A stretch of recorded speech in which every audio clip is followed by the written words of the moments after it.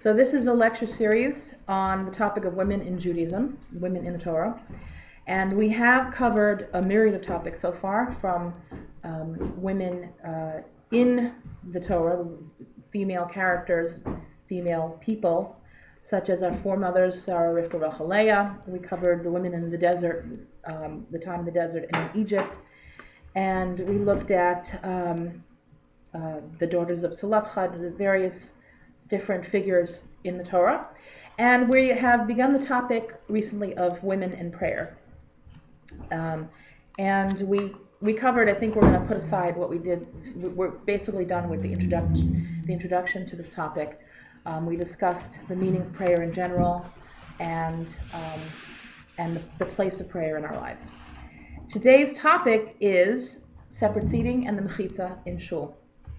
Okay, so before we begin discussing this, it's a topic that interests a lot of women, a lot of Jewish women, a lot of women who have strong feelings about this issue. I see you smile there, okay. And for good reason.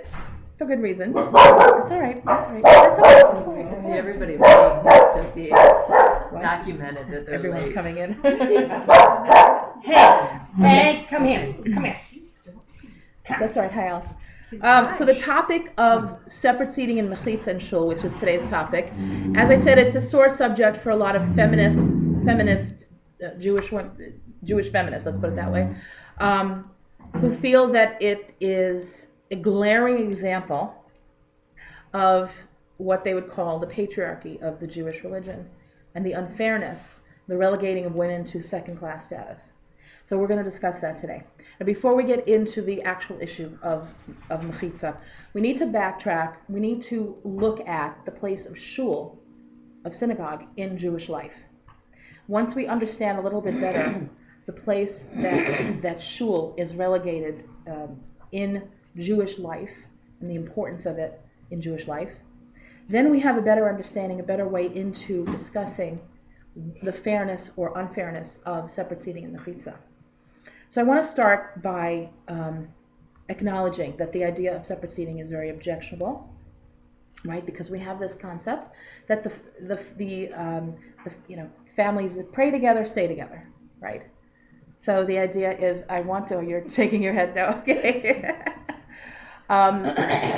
Well, there is this idea. We have the phrase that has does go around. Whether or not it's true is beside the point. There's this idea, this notion that when I come to worship, when I come to pray in shul or in church, I want to do it with my family at my side, and it doesn't seem fair to say that we have to separate ourselves. This is a very important moment in our religious lives. We also don't like the idea that women have to be separate from the men, because it gives the sense that women are distractions for men, and we are looked at as the devil, right? We have to put women out of our vision so that men don't have to be tempted by the very sight of us, right? So it feels denigrating, right?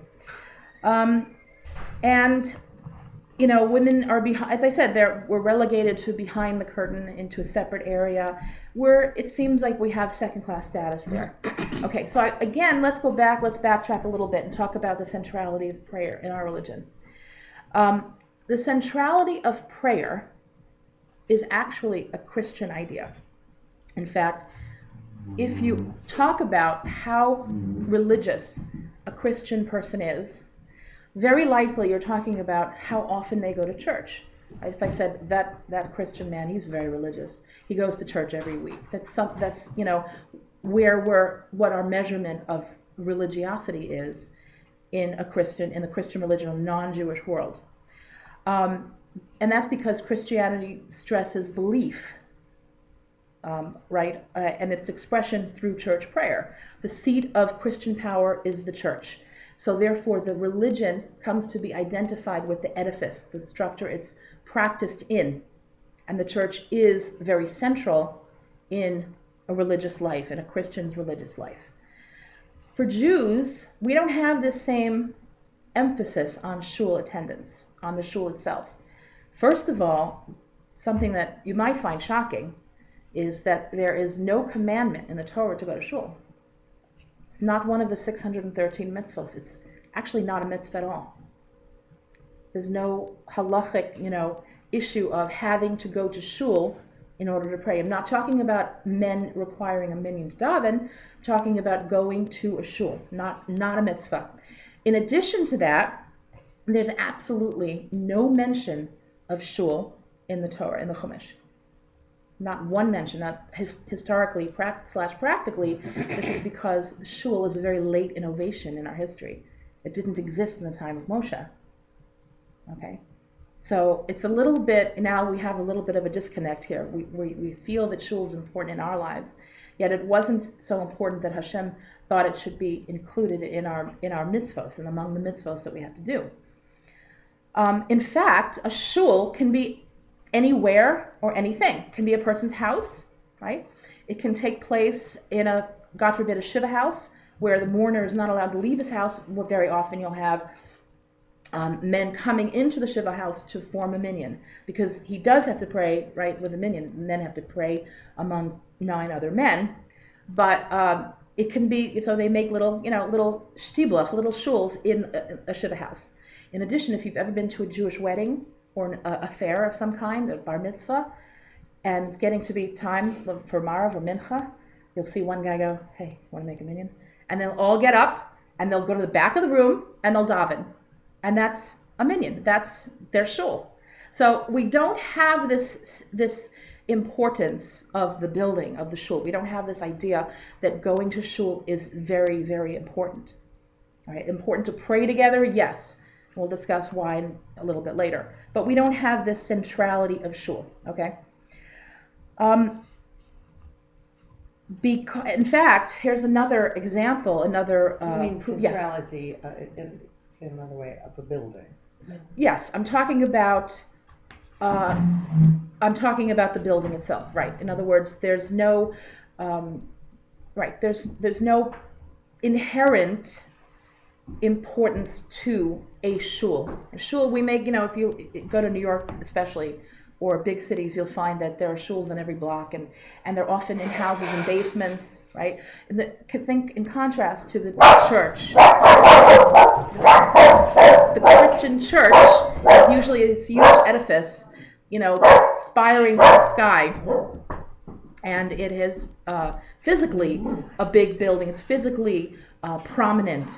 Usually towers over other buildings. So there's a prominence to the actual construct of a church that we don't give to a shul. Another example of this, another proof of this, is that when people are starting up a Jewish community, there is a hierarchy to what we're supposed to set up first, second, third, and fourth. Now, you would think shul is among the important things to set up. It's actually not. The first thing, does anyone know what is the first requirement in a community? If you're going to set up a new community, you have to first make a mikveh. Right. This actually connects to the idea that what we're going to see is important in the Jewish community is not the shul, but the home. And that's why mikveh is so important. We'll get to that in a minute. So mikveh's first, second, school, right? Third, charity fund, and fourth, shul. So shul is down there on the list of priorities to establish when you establish a Jewish community. It's just not as important as those other things. So we have the mikveh, and that connects to home life. The school connects to education and the next generations, which kind of also connects to home life. And charity fund connects to other people and makes the community, what it is. But shul is not there. Shul is not number one there. Okay, so now let's go to this idea of what is central in Jewish life, and it is the home. The home is where we practice what's important in Judaism. In other words, we value practice over belief. We have beliefs and we have important beliefs, but the essence of Jewish life is what we do, right? So the home is where we do it, where we what we do with our food, when we kosher food and when we make brachos over food, when we teach our children to bless our food, and Shabbos, the holidays and Shabbos, right? They are crucial to religious life. And in fact, when we talk about how religious a Jewish person is, in contrast to when we say a religious Christian is someone who goes to church on a regular basis, when we ask that question, how religious is he, or how religious is she, most likely what we're talking about is, are they kosher, do they keep kosher, and do they keep Shabbos, right? Levels of those two things. So the family, the home, is where Judaism is revealed, as it were, and where it's practiced, right?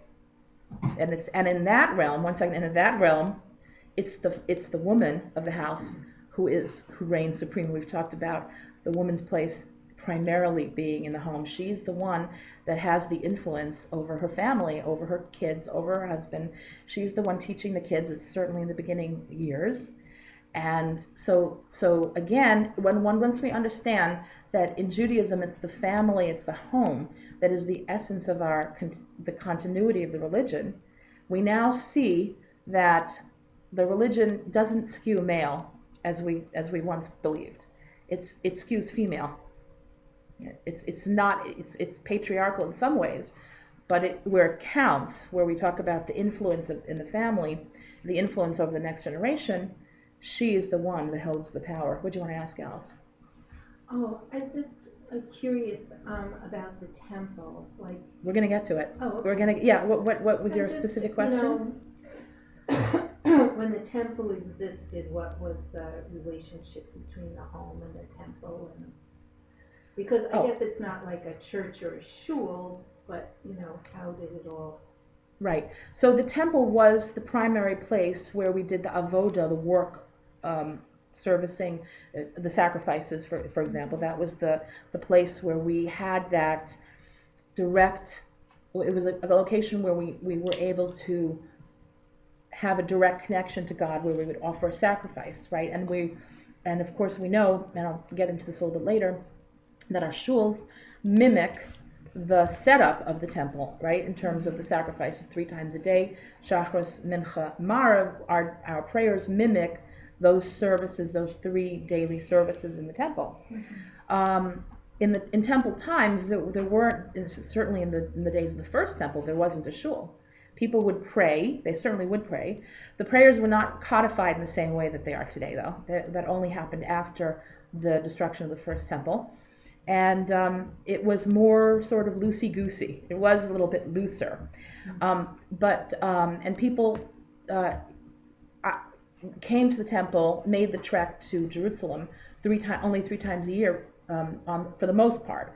There were other times when you would have to go to give a sacrifice for a sin offering, or a Thanksgiving offering, and a Bikurim and all of that.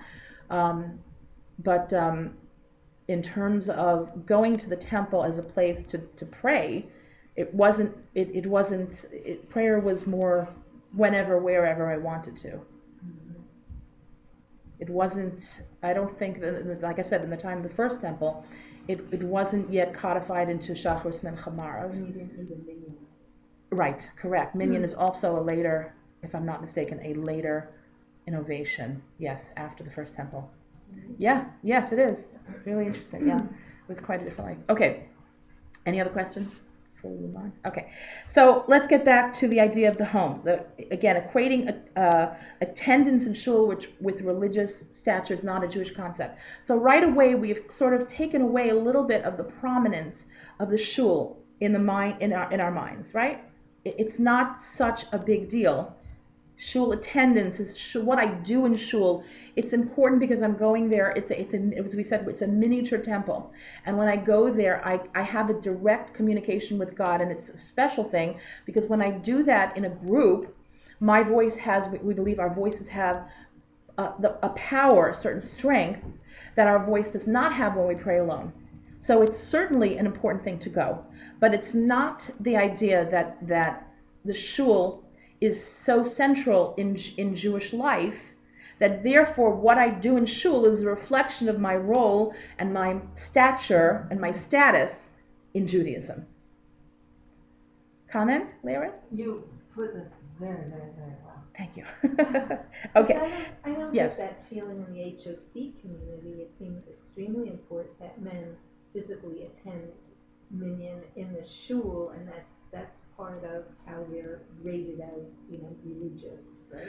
Well, for men, Mm-hmm. there is the commandment that they need to daven with a minyan, Mm-hmm. right? You should know, though, that within the HOC community, the Orthodox world in South Bend, there are several minyanim.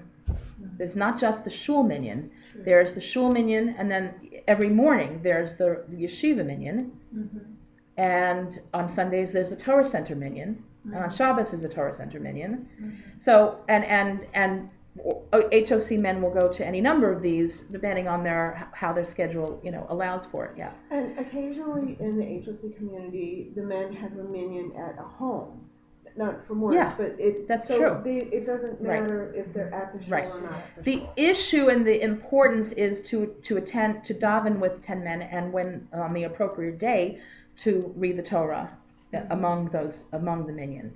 So again, it's not so much the building, even though the building, it's a beautiful building, and it's there for the purpose of the community to pray. Mm-hmm. But of paramount importance is being with the minyan. In other words, nobody would think any less of an Orthodox man if he organized a minyan in his home rather than do it at shul. Other than the fact that it's a break-off minyan, and why are you separating yourself from the rest of the community? Mm-hmm. But in terms of the requirement to daven in a minyan, he's fulfilled his obligation, so it's fine. Yes, I hear that. Okay. So I want you to also think about the physical differences between, let's say, a church, the way a church is set up and the way a shul is set up, that again feeds into this idea of the centrality of the church. In a church, all the action is up front. It's clergy-centered, it's human-centered, and all the pews are facing the front, right? So it's almost like a show. Of course, the participants are singing and listening to the sermon and whatever else they do in a church, but it's all up front centered. The altar and the clergyman, and if it's a Roman Catholic, it's much more complicated, I'm sure. But it is all, eyes up front, watch what we're doing.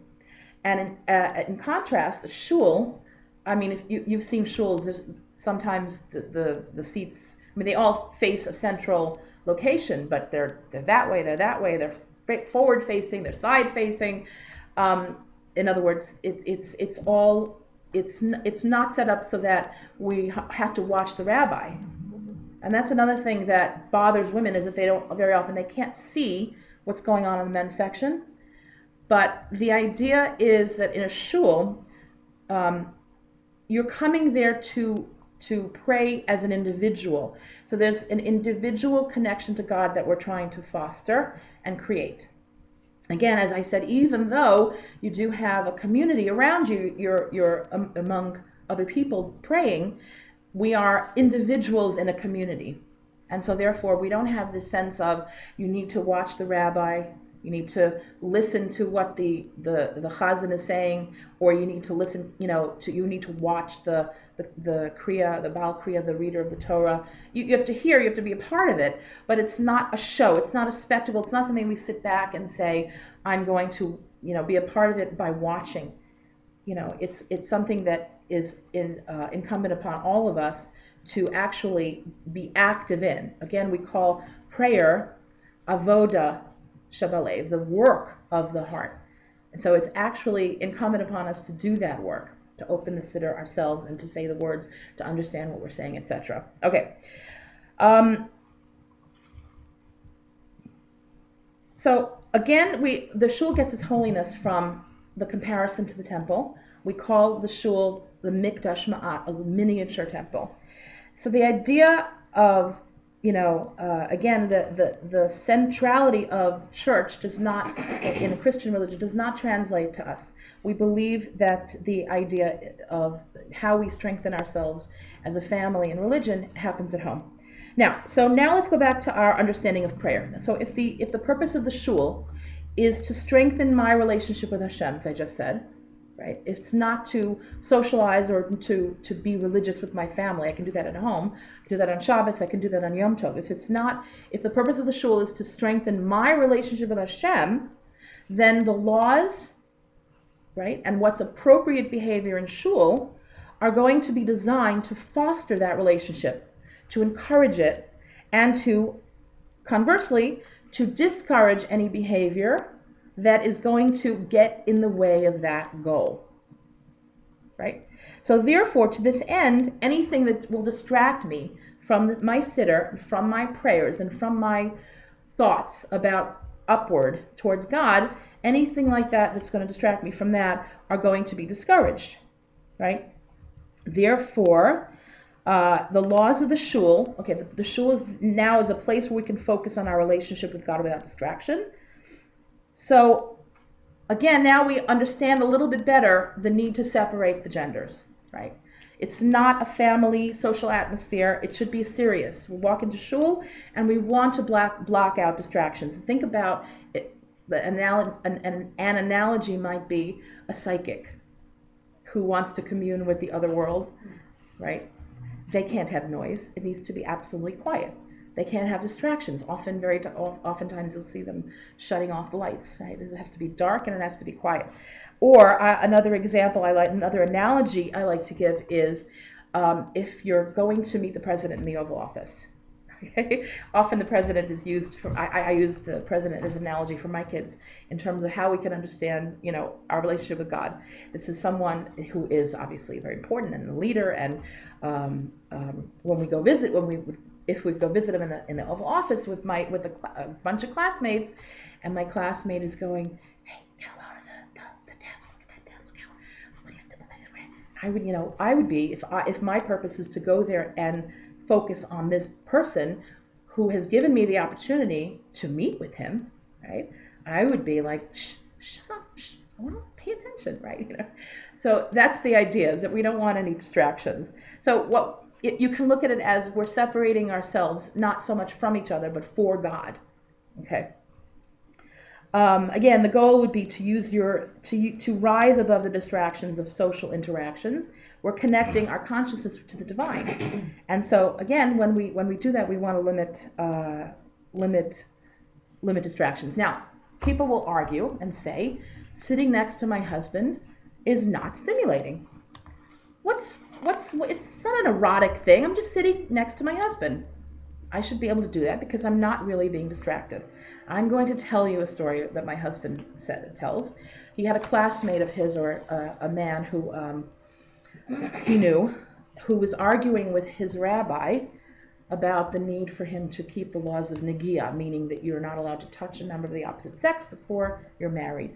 And this young man was telling the rabbi, it's not such a big deal for me to hold my girlfriend's hand. I don't get so excited holding her hand. And the rabbi said, well, if that's the case, then it's time to get a new girlfriend. Okay. The idea is that if we're not excited sitting next to a member of the opposite sex, it's because we're just desensitized, right? And that's not a good thing. You're looking like, okay. Let me finish what I want to say, and then you can respond. Judaism gets a bad rap for being prudish, right? Suppressive. We want to, keep down all the physically exciting and stimulating things. Where we get a bad rap, but actually, what we believe is that physical intimacy should be a very exciting thing. Physical proximity to a member of the opposite sex should be tremendously stimulating. The fact that we're not means we're desensitized in this culture. When we see women walking on the street with bikini tops in the summertime, it's a matter of desensitization that we're not stimulated by that sort of thing. We believe it's a good thing to be so sensitive, and we should encourage that sensitivity, right? We believe that one of the ways that we encourage that sensitivity is by channeling our physical needs and desires the right way, into the right place, in the right relationship at the right time. And so it heightens that physical intimacy rather than discourage it and suppress it. Now, you wanted to respond, Lisa.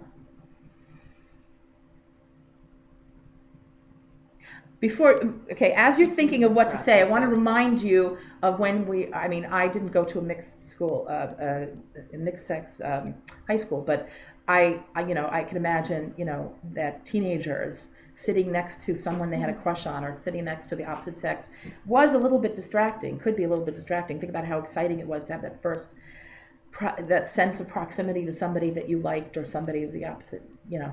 So we lost that only because somehow we got desensitized. We got used to it. We got too used to it. And we want to say, you know what, we do believe that women and men are distracted by each other. We do believe that there's an inherent distraction we pose, and we want to limit that. What do you want to say? You can finish your point, but I wanted to ask. No, I'm done with the point. All right. Well, there's another kind of distraction when you are partnering with anybody, even if it's just a roommate, or if I have a very close female friend, if I'm davening and I'm kind of thinking about her reaction and like, oh, they're getting to this part, and I look over at her face, that can be distracting too. Correct. Good point. And correct. You know, a woman and her husband, they are a partnership also. So what if one of them is davening and thinking, you know what, I have to remember to tell so and so about the garage door opener and blah, blah, blah. And if I wasn't next to that person, I wouldn't be thinking about that. I'd be thinking about my sitter and Hashem. That's it. So there are many kinds of distraction. There are. And shouldn't we daven in like little study carols? Yeah. Well, obviously it's not ideal because we want to foster the sense of community beyond the family unit. So what separate seating does is it breaks down the family units. And yes, you're right, a friend can be just as distracting, but generally speaking, they're not going to be as distracting because especially if you're somebody that cares about not speaking in shul, your neighbor is going to know that, right? Everybody knows the people in shul that talk and the people in shul that don't talk. If you're one of the people who doesn't talk, people won't talk to you. Whereas if you're sitting next to your husband, you know, he's going to talk to you no matter what you feel. Right? He's gonna, like you said, there's something I have to. Can I just remind you to call the doctor after? Or can I just remind you to call the you know? Yeah, Alice. Well, this is just my personal experience, but I love separate seating. And I love being surrounded by women. There's a certain harmony and sweetness to it, and almost uniformity to it. But I like having the guys next door. Also, I like knowing that they're there. But I don't want to daven next to them because I will be distracted. Right. Whether I'm attracted to them or not, right. My female self is aware that there's a guy there. Sure. And when here's another analogy. The way we like to talk with our girlfriends without the guys around, because we have a certain way of communicating, and when a guy is present, whether we're attracted to them or not, the conversation changes. Correct. And that's how I feel. Yeah. If there are guys around, even if I don't know them, even if I don't like them. And I would go a step further and say that when we're aware that guys are around and possibly watching us or possibly just noticing us, we tend to sit differently. We tend to think about how we look and how my hair looks today. And did I do anything weird? Should I not scratch my nose? We tend to be more self-conscious as opposed to, you know, having this focusing inward, which is what we're supposed to be doing. Lisa, so you found my what you want to issue. say. I also don't have a problem with separate seating and see some of the same benefits that Alice has explained. My issue is that, to be completely blunt, like I feel like I'm in a cage. Like I can't see the Torah. I mean, at the Torah Center, they'll bring the Torah around. You can at least, you know, kiss it or whatever. But you feel like you're there to do the same thing, all the things you talked about, to daven and have this, you know, connection with Hashem. But I feel so removed from the centrality of what's going on. No, it's a legitimate like, feeling. Yeah, I feel more comfortable in shuls that have the women above, and a balcony, or some way where you can still see the action, but be separate and introspective. And I will acknowledge to you that there's absolutely no rule that says the women shouldn't be able to see what's going on. In fact, there are lots of shuls that make accommodations. I'll tell you, well, as you gave the example of a balcony. Actually, a balcony is the preferable way of separating men and women. And it's what they, and we'll go back to the temple times and what they did then. The balcony is preferable. And in a balcony situation, if women are in a balcony, you don't need the mechitzah as well. So women can see right down there, and they can be a part of what's going on. And lots of shuls in New York that I grew up in that have a balcony, and it's great. You can see everything that's going on. It's wonderful. There are other shuls, like the Boston Rebbe shul in Boston, where I used to daven for many years, has a two-way mirror separating the men and the women. They took it from a piece of window from John Hancock Tower, and it's one side, on the men's side it's a mirror, and on the women's side it's glass. So they are right up against the action. They're closer even, and the women in the front row of the women's section are closer to the quote-unquote action than some of the men on the other side of the shul. So it's a wonderful, wonderful idea, wonderful concept, and that's possible. Okay. There's also something you have to keep in mind, though, and that is that when architects plan buildings, they do it in a utilitarian manner, which means the best way for the most people. Now, most of the time, most of the people that daven in the shul are men. Certainly during the week, women don't daven in shul, and even on Shabbos, most of the participants are men. Therefore, the way that a shul is going to be constructed is going to want to accommodate, right, most of its participants. And so therefore, shuls are more likely to be arranged in a way that's more optimal for the men. By the way, as a side point, in shuls that are primarily women attended, for example, Stern College in New York, which is the women's college branch of YU, the shul there has a setup, I don't know exactly what it is, but it is women focused and women centered, because it's more women who use the shul in that situation than men. So certainly, so we have a little wiggle room. I've seen shuls that have, that have at the top of their mechitzah, they have like a curtain that you can flip up to hear the rabbi's speech and to see the Torah being brought out. And there are accommodations that can be done. It's not a halachic issue that women shouldn't be a part of, shouldn't be able to see what's going on. That's the reality in many shuls. It's the reality in many shuls. So, in that case, I would say work to make a balcony in the HOC. Very quick question. During the rabbi's speech, is there any requirement for mechitzah? No. Okay. No, and very often I've been to shuls where they do pick up, let's say I was talking about this curtain that they have, and they just take it up and pin it up so that the women can see the rabbi. Okay. Continuing on, let's go back to, the idea of connecting the rules of the shul. So as a result, we understand the purpose of the shul as being a place where I can communicate directly to God. Therefore, we say when you're in someone's house, you follow their rules. When you're in a shul, you have to follow the host's rules as well. As a result, because the prerequisite for going into shul is reverence and humility, as I said, even though the building itself is not of importance per se, but this is a place of prayer. Any place that becomes a place of prayer requires a certain reverence going in. So therefore, you have rules like conversation is not allowed in shul. Eating and drinking is not allowed. Okay, I can't even kiss my child in shul.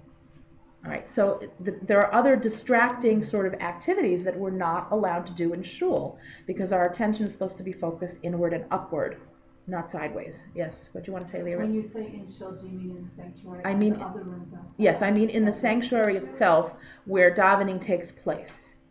So a place where davening takes place, which shows that conversing, even if it's a point in davening, you're not to talk? No, of course, when you're allowed to talk, there are places in the service when you're allowed to talk. It should be kept to a minimum even at those times, however, yes. Because I know that I once saw a child playing in the room that uses the sanctuary, and I went to ask the Reverend, and he said, well, since the music came off the pulpit, you're allowed to do that.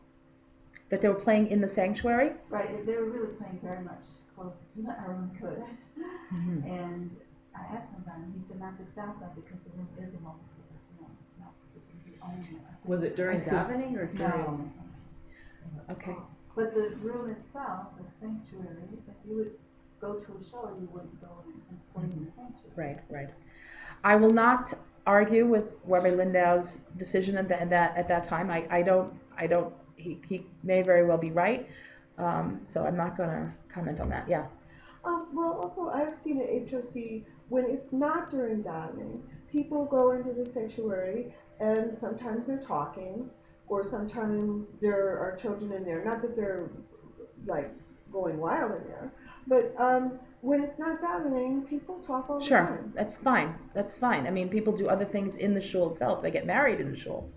They have a bris in the shul. They have, other things go on that, but certainly when we're talking about entering for the purposes of prayer. The shul's not a holy place. The shul, It's just a place. well, I mean, it is and it isn't. It's the building itself has no, as I said, inherent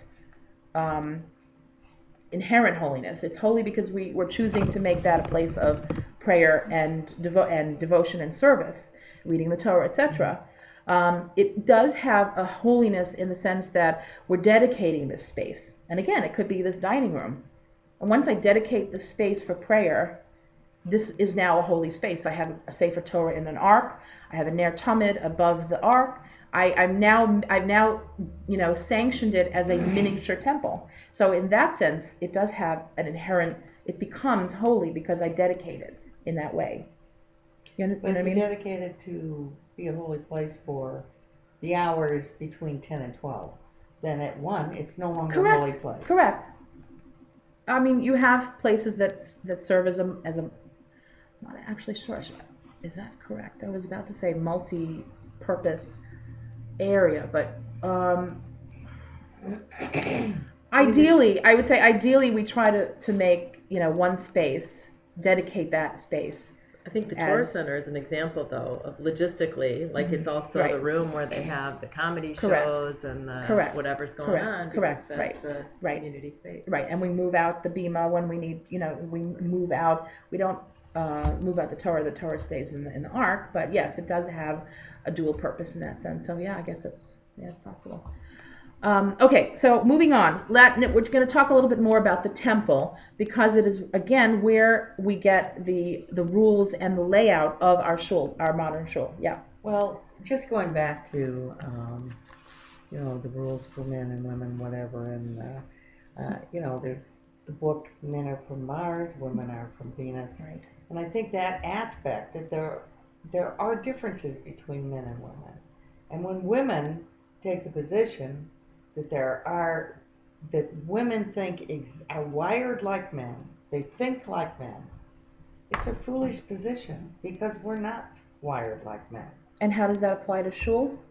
It applies to shul because men are more affected by mixed seating than women can imagine. And so if women take the position, well, it's not titillating to me. Right. They are taking a foolish position because they're not wired like a man. Correct. I actually was going to get to that a little bit later on, but you brought it up now, so we can definitely comment on that. Men are visually stimulated. It's a physiological fact. They're visually stimulated, whereas women are not visually stimulated. We're intellectually and emotionally stimulated. And so, yes, we are distractions. Now, are we saying that we have to, shut ourselves away from them to save, because we're the devil? No, we're not saying that. We're saying, in fact, just the opposite, that men have to protect themselves from their own yetzer hara, from their own evil inclination. They know that they are more visually stimulated, and so we want to just take away that distraction. And again, we can't be, head in the sand feminists who want to dissolve all difference, physiological and emotional differences between the sexes. We do have differences, and this is one of the ways. So a feminist response, just saying, it could be that since it's men's weakness, that they should wear some kind of weird goggles where everything's blurred or some kind of blinder things versus women covering their hair, wearing long skirts, knee socks for a little kid, like that it should be on them. rather than on us. Okay, it is. It is. However, we have a concept that Kol Yisrael Arevim Zeh Lazeh. Every Jew, each and every Jew, is responsible for the other Jew, which means, and we also have this. This is a very interesting. We have an interesting duality in our philosophy, which is that I'm responsible for myself. Yes. So here's an example. If I see you go into McDonald's, and I don't know any better, it's my responsibility to think well of you. I have to give you kafschos. I have to judge you favorably, and assume you're going in for a coffee or a soda. That's on me. Mm-hmm. At the very same time, it's on you to not go into that store, or to go in if you're going in, it's in a rest stop or somehow. Mm-hmm. You have a responsibility as well to not make me think you're doing wrong. So we both have the responsibility for that mitzvah of not thinking badly of another person, or not thinking, in other words, you have the responsibility to not put a stumbling block in front of me. The stumbling block would be you're going into McDonald's and you're making me think you're going for a cheeseburger. Therefore, you have a responsibility to not go into that store. At the same time that I have a responsibility to, when I see you go in, think well of you, and to assume you're going in for the right reasons. So too here, I would say the same applies.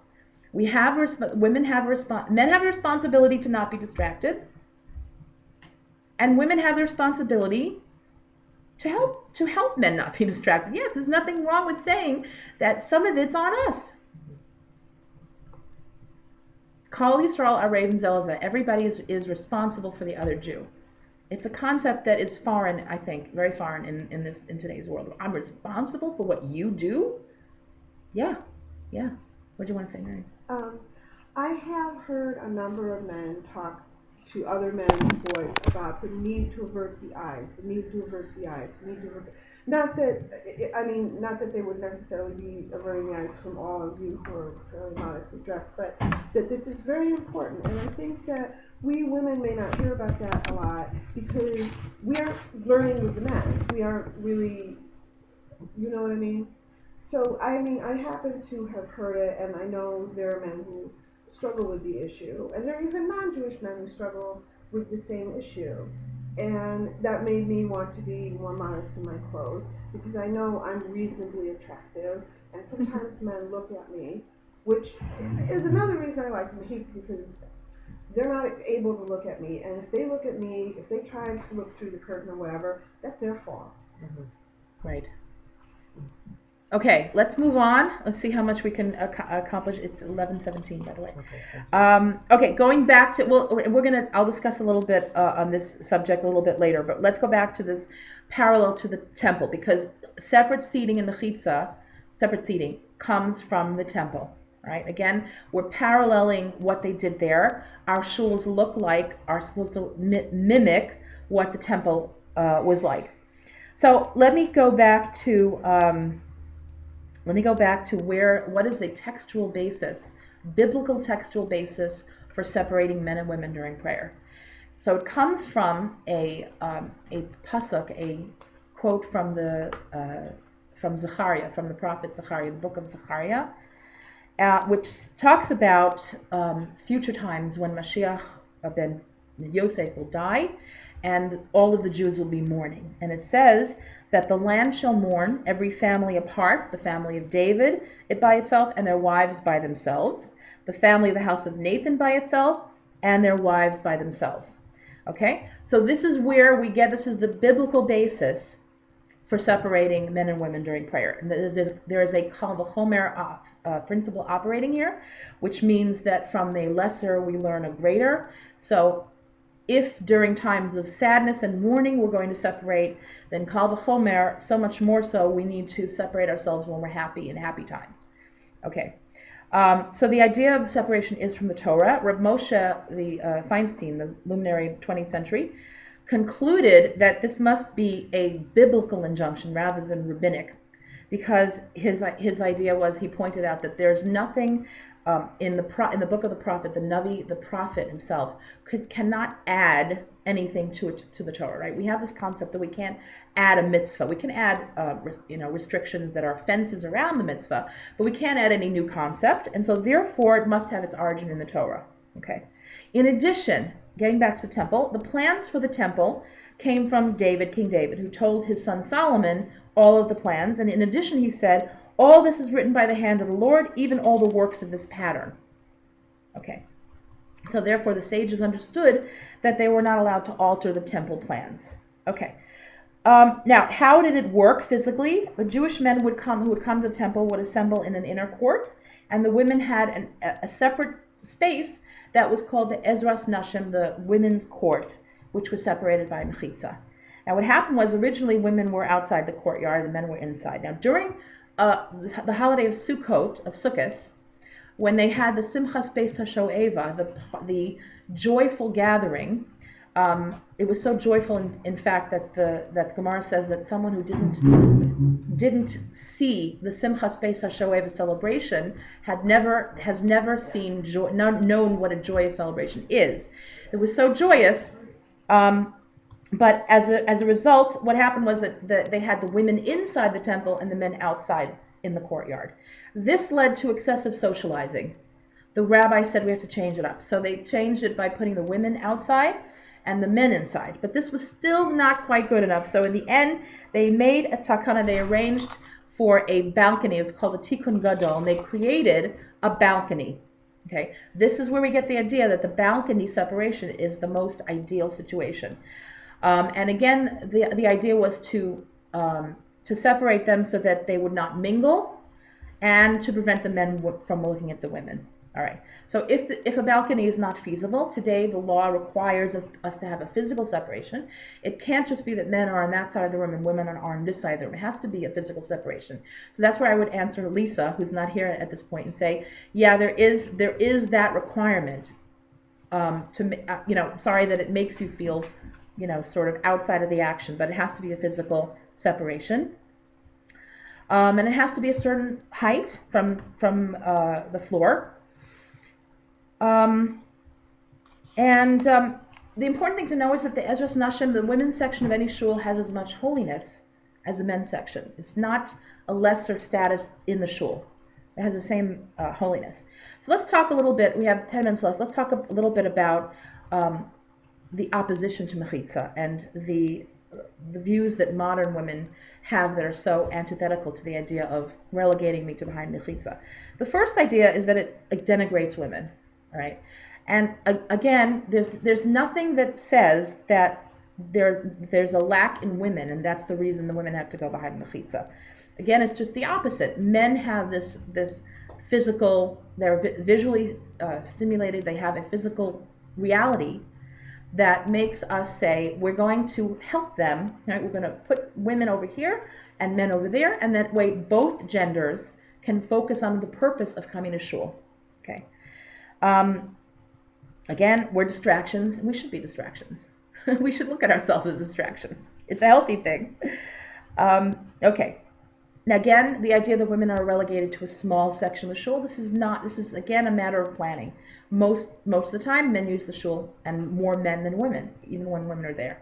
And so therefore, the planners arrange it accordingly. Women can't see what's going on. Again, as we discussed, this is not a requirement.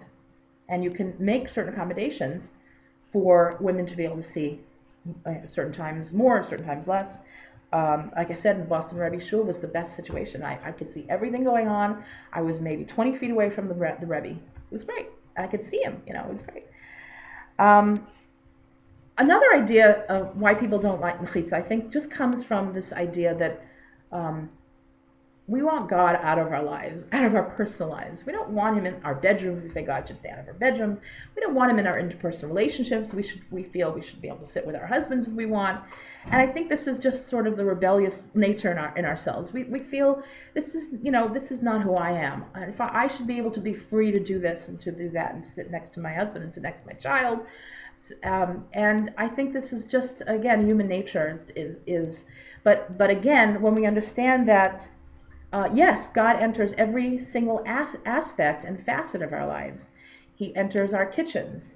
He enters our bathrooms. He enters our bedrooms. He enters my closet. He tells me how to lace up my shoes in the morning. We don't have a relationship, we have a very intimate relationship with God and His Torah, because the Torah details and details and details the ways we're supposed to act in every single aspect of our lives. It is a very intrusive, very, pervasive, pervading system. And once we understand that, we may have a little bit less resistance to this idea that I should be able to sit next to my husband in shul if I want. I read an interesting article by a rabbi who said that he's a modern Orthodox rabbi, by the way. I think we could describe him that way. He said he likes what Mechitzah does, and echoing what we've said here, a few of us have said, which is that it breaks apart family units, for sure, right? Breaks me apart from my husband and my kids.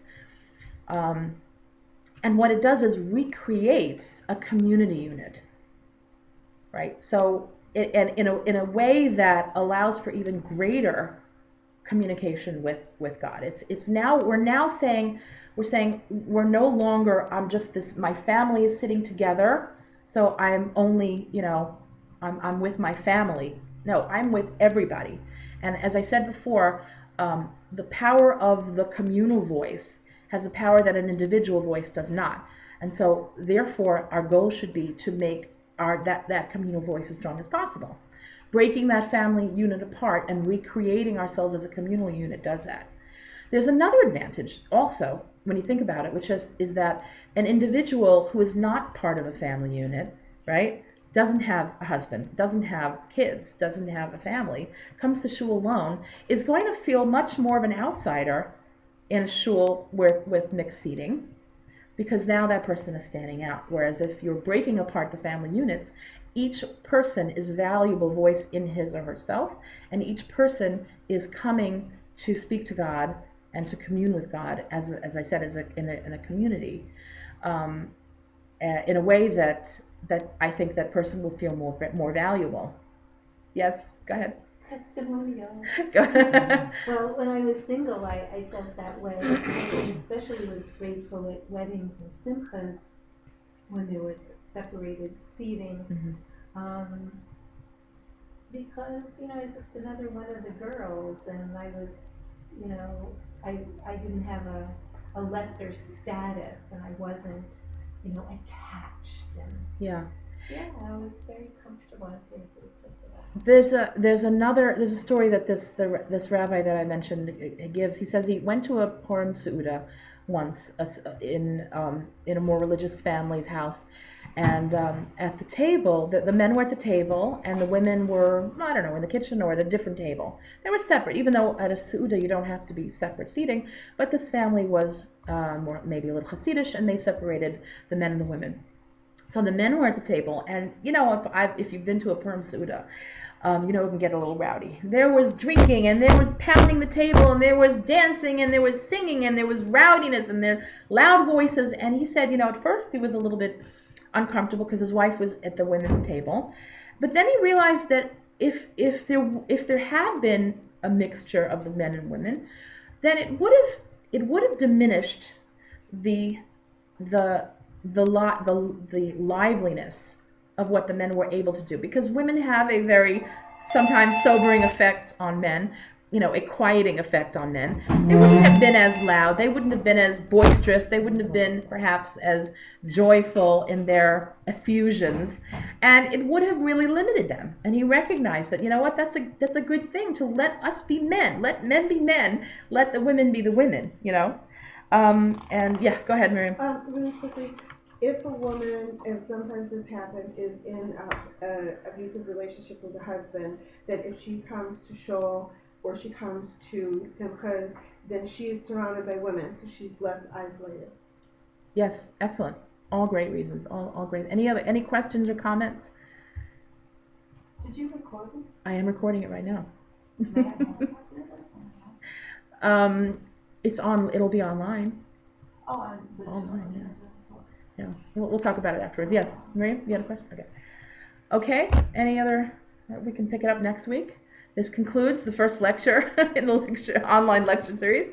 Thank you very much for our 2 viewers for joining us this morning. And we'll meet again 10:30 next Monday. Okay.